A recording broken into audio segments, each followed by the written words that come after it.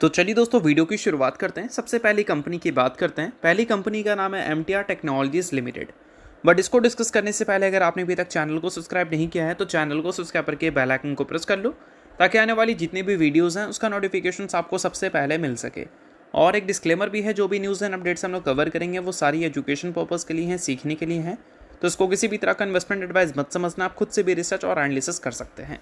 तो चलिए दोस्तों वीडियो की शुरुआत करते हैं। अब बात कर लेते हैं MTR टेक्नोलॉजीज से रिलेटेड कुछ इंपॉर्टेंट न्यूज़ एंड अपडेट्स के बारे में।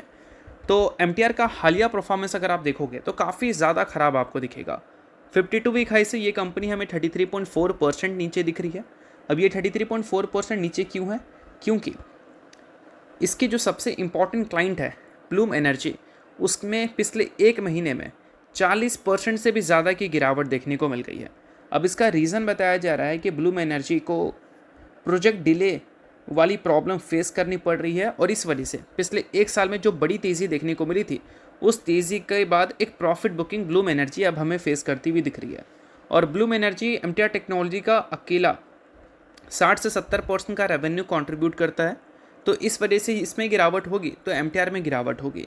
और MTR टेक्नोलॉजी जून की हाई से अभी तक 33.4% नीचे है। और साथ में जिस हिसाब से कंपनी में अप्स एंड डाउन दिख रहा है, उस चीज़ को देखते हुए सेबी ने इस कंपनी को ASM लिस्ट स्टेज 4 में भी डाल दिया है। तो अभी कंपनी की परफॉर्मेंस आने वाले कल में भी हमें थोड़ी वीक ही देखने को मिल सकते हैं, और हो सकता है नेक्स्ट ट्रेडिंग सेशन ये कंपनी हमें लोअर सर्किट भी हिट करती हुई नजर आए। अब इसका काफ़ी बड़ा कारण ये हो सकता है ब्लूम एनर्जी ही। Last trading session Bloom Energy का परफॉर्मेंस काफ़ी ज़्यादा ख़राब था। 14.91% की गिरावट या फिर क्रैश ब्लूम एनर्जी फेस करती हुई दिखी थी लास्ट ट्रेडिंग सेशन। और एक्सपेक्टेड है कि इसका इम्पैक्ट हमें next trading session MTR technologies में भी देखने को मिलेगी। बट ASM लिस्ट स्टेज 4 में ये कंपनी है, तो सर्किट बैंड 5% का है, यानी कि गिरावट अगर होगा तो 5% तक होगा, उससे ज़्यादा की गिरावट नहीं देखने को मिलेगा। सो अब दोस्तों वीडियो में आगे बढ़ने से पहले बात कर लेते हैं सेबी रजिस्टर्ड टेलीग्राम चैनल के बारे में, जिसको आप ज्वाइन कर लो। लिंक इसका डिस्क्रिप्शन में दिख जाएगा। ज्वाइन करने का सबसे बड़ा बेनिफिट ये है कि जिस हिसाब से मार्केट में अप्स एंड डाउन दिख रहा है, ऐसे टाइम पे हर दूसरी कंपनी के एनालिसिस बहुत ज़्यादा इंपॉर्टेंट है। तो यहाँ पर आपको सभी कंपनी के टेक्निकल्स को एनालिसिस कर कर अपडेट होता हुआ देखने को मिल जाता है, जो कि हर किसी के लिए काफ़ी ज़्यादा यूज़फुल है। और इसके लिए आप चैनल को ज्वाइन कर फ्री में आप चेकआउट भी कर सकते हैं इन कंपनी के प्रॉपर टेक्निकल्स, जिससे आपको आइडिया लगेगा कि अभी इन कंपनी में क्या चल रहा है। तो without wasting any time link description में है, लिंक की तरफ जाकर चैनल को फ्री में ज्वाइन कर लो। अब ये सारी चीज़ों के बाद दोस्तों MTR टेक्नोलॉजीज़ के क्वार्टरली रिजल्ट की बात करते हैं, क्योंकि इस कंपनी के क्वार्टरली रिजल्ट के जो डेट्स हैं वो फाइनलाइज हो चुके हैं। 29 जुलाई को ये कंपनी अपने अर्निंग्स को रिपोर्ट करेगी। पिछले क्वार्टर में जो कंपनी के अर्निंग्स हमें दिखे थे, उसमें ईयर ऑन ईयर बेसिस पे रेवेन्यू 67% से हमें ग्रो करता हुआ नजर आया था। और प्रॉफिट की बात करें तो यहाँ पर ग्रोथ रेट तो बहुत ज़्यादा कमाल की थी। 44 करोड़ का नेट प्रॉफिट इसने रिपोर्ट किया था, जो कि पिछले बार सिर्फ 14 करोड़ का ही था। तो मल्टीपल टाइम्स कंपनी के प्रॉफिट्स हमें ग्रो करते हुए नजर आए थे। बट इस बार जो बाजार की एक्सपेक्टेशन है वो रेवेन्यू एंड प्रॉफिट में पिछले बार के मुकाबले काफ़ी कमाल की एक्सपेक्टेशन है। पिछले क्वार्टर में जो रेवेन्यू रिपोर्ट किया था इन्होंने वो 306 करोड़ का था। बट इस बार बाजार उम्मीद कर रही है कि 327 करोड़ का रेवेन्यू हमें दिख सकता है। Q1Q बेसिस पे ग्रोथ हमें लिमिटेड ही दिखेगी, but year on year basis पे अगर देखोगे तो 100% से ज़्यादा की ग्रोथ ये कंपनी इस क्वार्टर 1 में शो कर सकती है, ऐसा मार्केट एंटिसिपेट कर रही है। और इसके साथ अगर हम प्रॉफिट की बात करें तो पिछले क्वार्टर में प्रॉफिट 44 करोड़ था, और पिछले साल के क्वार्टर 1 में 11 करोड़ था। बट इस बार मार्केट उम्मीद कर रही है 55 करोड़ का प्रॉफिट, यानी कि सीधा पिछले साल के मुकाबले 5 गुना जंप हमें देखने को मिलेगा कंपनी के नेट प्रॉफिट में। और Q1Q बेसिस पे देखोगे तो यहाँ पर हमें डबल डिजिट की हेल्दी ग्रोथ देखने को मिल जाएगी। तो एक्सपेक्टेशन तो काफ़ी हाई है कि बाज़ार काफ़ी बड़ी उम्मीद लगाकर चल रही है MTR टेक्नोलॉजीज़ के क्वार्टरली रिजल्ट से। अब सबसे इंपॉर्टेंट बात पता है क्या है? अर्निंग्स मार्केट एस्टिमेट के हिसाब किताब के होने चाहिए, नहीं तो ये जो गिरावट का सिलसिला है वो आने वाले कल में भी कंटिन्यू हो सकता है। और अर्निंग्स के साथ जो गाइडेंस है वो भी बहुत ज़्यादा इंपॉर्टेंट है। अगर ब्लूम एनर्जी गिर रही है तो डिले कंसर्न को लेकर गिर रही है ना, और ब्लूम एनर्जी 60 से 70% अगर कंट्रीब्यूट कर रही है MTR टेक्नोलॉजीज़ के रेवेन्यू में, तो इसका मतलब ये है कि अगर ये डिले कंसर्न फेस कर रही है तो हो सकता है कि MTR टेक्नोलॉजीज़ को भी वो प्रॉब्लम है, और MTR टेक्नोलॉजीज़ अपने गाइडेंस को हो सकता है कि कट करती हुई नज़र आ जाए।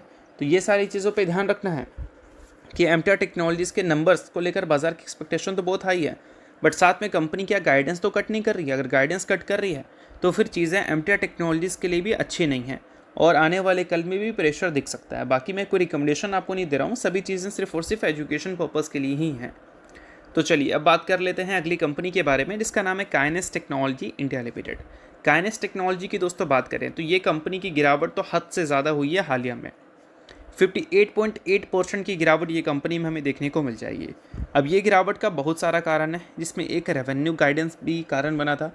2026 के फाइनेंशियल ईयर का जो स्टार्टिंग गाइडेंस था उसको इस कंपनी ने कट किया था, और जो एक्चुअल में रेवेन्यू उसने रिपोर्ट किया वो कट वाले गाइडेंस से भी कम रिपोर्ट किया। तो चीज़ें थोड़ी सी डिस्टर्बिंग रही हैं 26 के फाइनेंशियल ईयर में इस कंपनी के लिए।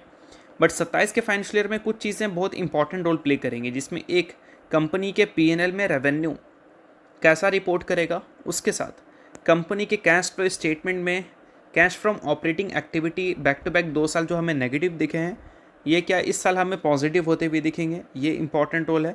साथ में जो वर्किंग कैपिटल डेज़ हैं वो इस कंपनी का बहुत कम हुआ करता था, जो कि सीधा बढ़कर 133 दिन चला गया था। इसको क्या कंपनी कम कर सकती है वापस से?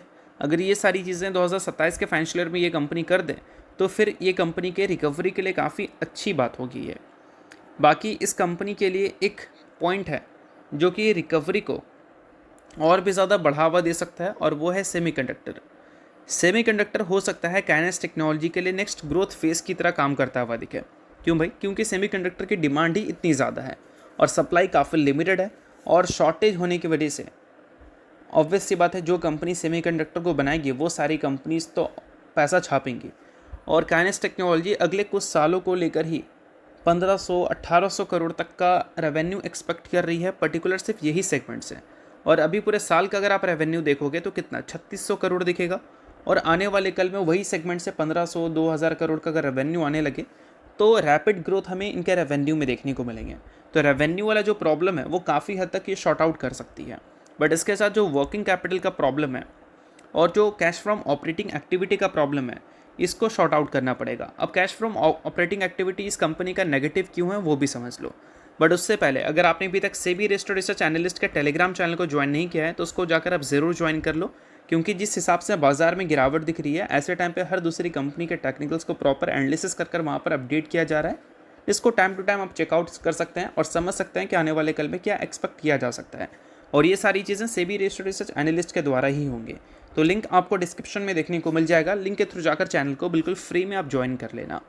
अब बात कर लेते हैं कि इसके ऑपरेटिंग एक्टिविटी काइनेस की नेगेटिव क्यों है। देखो, प्रॉफिट फ्रॉम ऑपरेशंस दिखेगा, यानी कि ऑपरेशन से कितना पैसा इन्होंने बनाया, तो 2026 में 672 करोड़ रुपए बनाया था इन्होंने, ठीक है।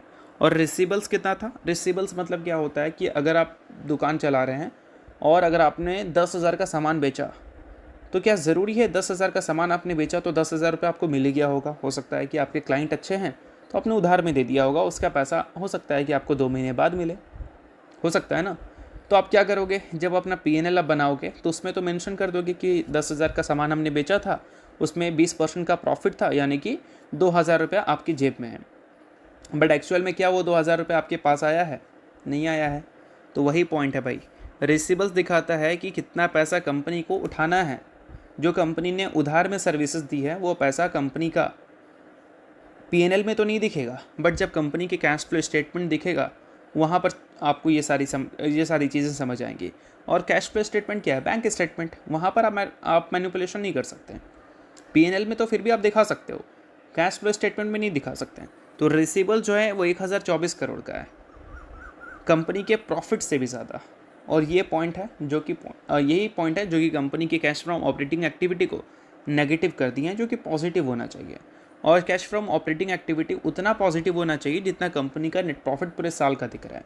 लाइक 600 करोड़ नेगेटिव है ना, अगर ये 600 करोड़ पॉजिटिव होता और साल का प्रॉफिट अगर 600 करोड़ से कम होता तो बहुत अच्छी बात होती, और 600 करोड़ से अगर ज़्यादा होता लाइक 800 करोड़ और पैसा आ रहा कंपनी के पास 600 करोड़, तब वो नेगेटिव बात होती। अब देखो, पिछले 3 साल से कंपनी लगातार 100 करोड़ के ऊपर का बिजनेस कर रही है, मतलब प्रॉफिट करके घर जा रही है।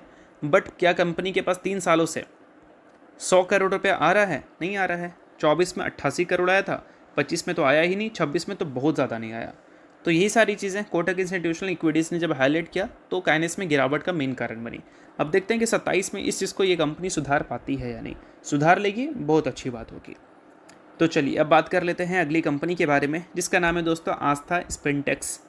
रिसेंटली इस कंपनी ने बोर्ड मीटिंग कंडक्ट किया था, जिस बोर्ड मीटिंग में कंपनी के बोर्ड ने अप्रूव कर दिया है 1:1 के रेशियो में बोनस और साथ में फाइनल डिविडेंड।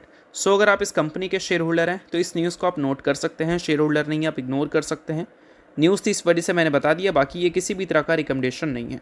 तो होप करता हूँ ये वीडियो आपको अच्छा लगा। लाइक कीजिए, पहले सब्सक्राइब कीजिए। वीडियो के लिए बहुत बहुत शुक्रिया।